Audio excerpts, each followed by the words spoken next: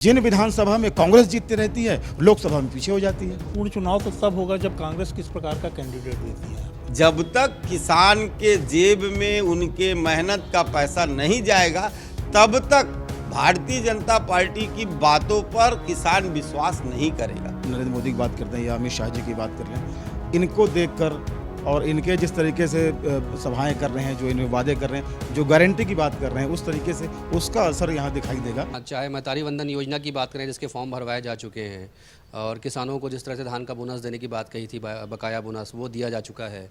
धान खरीदी में भी 3100 रुपये से खरीदी की जा रही है, राज्य सरकार ने की है। तो क्या लगता नहीं, अभी तो 2 महीने हुए हैं, काफ़ी कम समय है और हमको और देखना चाहिए वादा पूरा होने के। जैसे महतारी वंदन योजना में उन्होंने पहले कहा था कि जो भी महिलाएं इसमें फार्म भरेंगी उनको 1000 रुपया महीना दिया जाएगा। अभी वो तुरंत बदल दिए हैं कि जो पात्र होंगी। तो जहां सभी थे वहां से पात्र में आ गए, शर्तें लागू हो गई हैं और किसानों को देने की बात की है। लेकिन अभी तक उन्होंने वादा किया था कि हम 3100 रुपया एक साथ एमएसपी मिलाकर किसानों को देंगे। क्या हुआ है? अभी केवल घोषणा वीर बने हुए हैं। जब तक किसान के जेब में उनके मेहनत का पैसा नहीं जाएगा, तब तक भारतीय जनता पार्टी की बातों पर किसान विश्वास नहीं करेगा। ये बहुत सारे मुद्दे हैं, ये कुछ भी ला रहे हैं, कुछ भी बोल रहे हैं, लेकिन वो बजट में प्रावधान नहीं। आप कैसे करोगे, इसका कोई आपके पास रोड मैप नहीं है।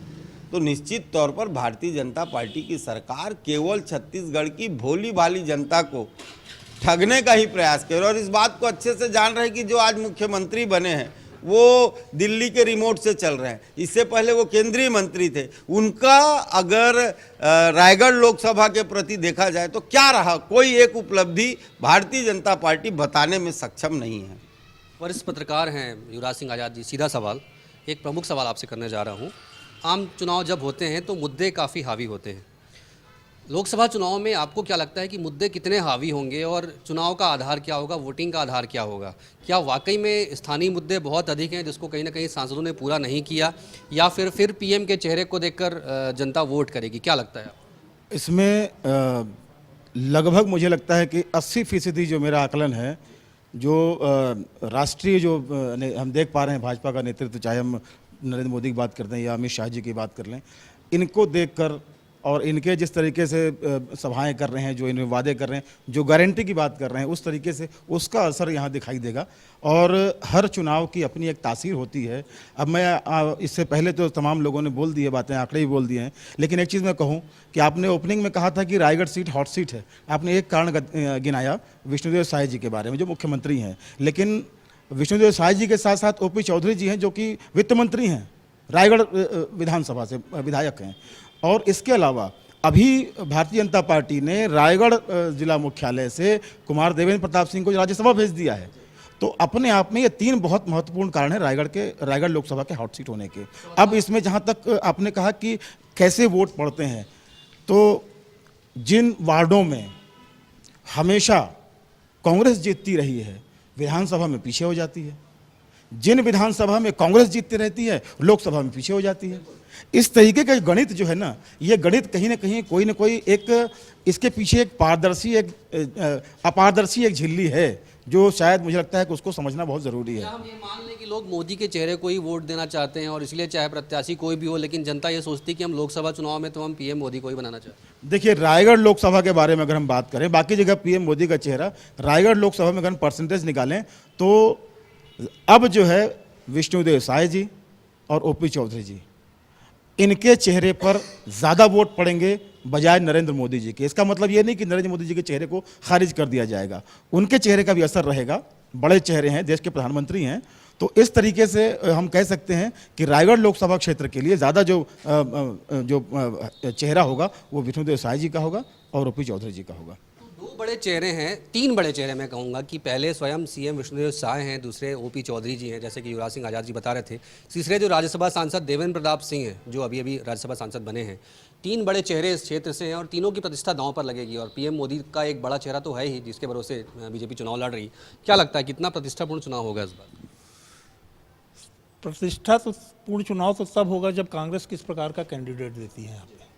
नहीं तो बीजेपी को तो ये साफ दिखाई दे रहा है रायगढ़ लोकसभा क्षेत्र में। परंतु यदि कांग्रेस ने कोई दमदार कैंडिडेट दे दिया तो जिन बड़े चेहरों की बात की जा रही है वो अपने अपने क्षेत्र में सर्वाधिक वोट ले चुके हैं। अब उस इतिहास को दोहराना लोकसभा चुनाव में थोड़ा कम होगा। परंतु इस रायगढ़ लोकसभा क्षेत्र का इतिहास की जब अपन बात करते हैं तो पिछले चुनाव में ये देखने को आया कि भारतीय जनता पार्टी को जो जीत हासिल हुई उसमें सर्वाधिक बड़ी भूमिका रायगढ़ विधानसभा क्षेत्र की थी। और इस बार भी विधानसभा चुनाव में 64,000 की लीड मिली हुई है।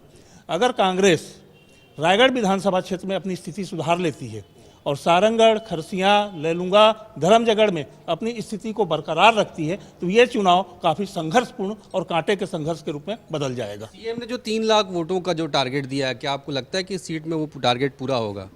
निश्चित रूप से ये सबसे सुनहरा अवसर है भारतीय जनता पार्टी के, लेकिन सभी तरफ से जो शानदार जीत और बड़े नेता उभर कर आए हैं। विष्णुदेव साय स्वयं प्रदेश के अगुवा हो चुके हैं, उसके बाद वित्त मंत्री के रूप में जिनकी जिम्मेदारी होगी कि शेष तीनों विधानसभा क्षेत्रों, रायगढ़ जिले के शेष तीनों विधानसभा क्षेत्रों के वोट भी बटोर के लाएं भाजपा के पक्ष में। उसके अलावा जसपुर क्षेत्र से तो भाजपा को बढ़त हमेशा से ही जसपुर राज परिवार का प्रभाव कह लीजिए, या वनवासी कल्याण आश्रम के योगदान, या धर्मांतरण जैसे मुद्दों की वजह से भाजपा को मिलता ही रहा है। इन सब कारणों को देखें और वर्तमान जीत को देखें और नरेंद्र मोदी के ग्राफ को देखें, लोकप्रियता के ग्राफ को, तो मेरा मानना है कि 3 लाख का टारगेट कोई अतिशयोक्तिपूर्ण नहीं है। निश्चित रूप से इसको हासिल किया जा सकता है। क्या लगता है कांग्रेस अब किस तरह की तैयारियां कर रही है इस सीट को लेकर? क्योंकि बार बार ये कहा जा रहा है कि जिस तरह से कांग्रेस लगातार एक्टिव हुई है और ये किसी मजबूत और बड़े चेहरे की तलाश कांग्रेस कर रही है, जीत को लेकर किस तरह की तैयारियां हैं और जो तमाम तरह के दावे कर रहे हैं और जिस तरह की बीजेपी की बैठकों में निकलकर बात सामने आ रही है कि 3 लाख वोटों से हम जीत हासिल करेंगे, क्या जुमला साबित होगा और कांग्रेस ने क्या रणनीति बनाई है कम शब्दों में? निश्चित तौर पर ये एक जुमला साबित होगा और कांग्रेस पार्टी ने ब्लॉक स्तर से अपनी तैयारियां शुरू कर दी हैं। जसपुर से लेकर सारंगढ़ तक हमारे सभी ब्लॉकों की बैठक हो गई है। बूथ लेवल में हमने हमारे कार्यकर्ताओं को तैनात कर दिया है।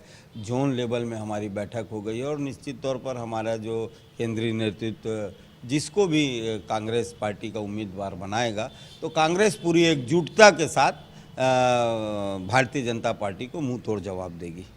तो जाहिर तौर पर लोकसभा को लेकर सियासत गरमाई हुई है और तारीख अभी भले तय नहीं हुई है, लेकिन भाजपा और कांग्रेस दोनों ही पार्टियों ने ठोस रणनीति बनाकर काम करना शुरू कर दिया है।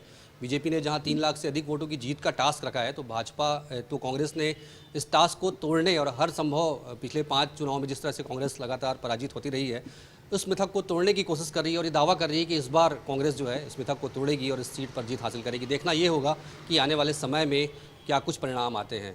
फिलहाल मुझे दीजिए इजाज़त, नमस्कार।